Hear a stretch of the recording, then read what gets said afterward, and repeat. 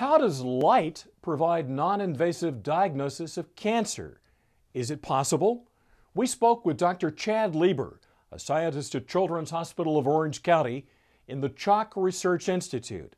His research at CHOC involves the development of remarkable, non-invasive diagnostic methods based on light and optical phenomena. Dr. Lieber explains his unique approach. So there's nothing special about the light. What's special is what happens after the light interacts with tissue. A lot of things happen when light hits the tissue, and we're taking advantage of a lot of these things to enable us to characterize tissue, both the tissue of interest, whether this weird lesion on your body is cancer or non-cancer, as well as characterizing what's happening to the rest of your body. So that's important for adults, because skin cancer represents more cancers than all the rest. Kids generally don't have many skin cancers, and the other cancers that kids have, they're not the same as what adults have. So, you know, adults generally skin cancers, breast, prostate, things where you can get to them pretty easily. Whereas with kids, it's lymphoma and leukemia, so blood and lymph diseases, and central nervous system tumors. So now the whole idea of just shining light on your skin isn't quite as romantic, because those tumors are inside the kids.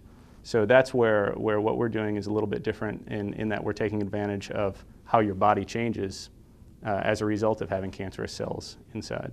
Ultimately, what we would like is that one day in the future you can walk into Walgreens and put your arm under, get your blood pressure checked, and then put your arm under another scanner, and it'll just shine light on your skin and say, you have an 85% chance of cancer, go see your doctor. What we're actually doing is trying to look at changes in your skin, because that's the easiest place to shine light and collect light.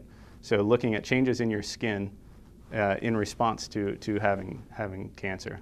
And what we're seeing is we shine light on there. We use some sophisticated technology to collect what comes back. And there are things that our eyes can't detect. The things that our eyes detect are noise, so we have to get rid of that optically and look at all these quantum mechanical things that happen to the light, and then we're using those to build kind of an optical fingerprint. So where different molecules have unique optical features, and then essentially we say, is this the fingerprint of skin that has been associated with cancer, or is this the fingerprint of somebody who's never had cancer? Some of the work that we're doing here, as well as some other groups working around the world, we're just now starting to see that there is something going on and we can detect it optically. So now is the progression of, all right, now let's ramp it up and really see what all we can do. Things like does this change in your body go away when your cancer goes away? We don't know. Some of our research shows that it may be like a tattoo, that once you have cancer, you're always branded by this change in every cell in your body. Other things that doesn't matter if you have a different cancer. You know, for a child, if you have a neuroblastoma versus a Wilms tumor, does your skin change in a unique way that's respective to those? Those are all the questions that we're exploring right now.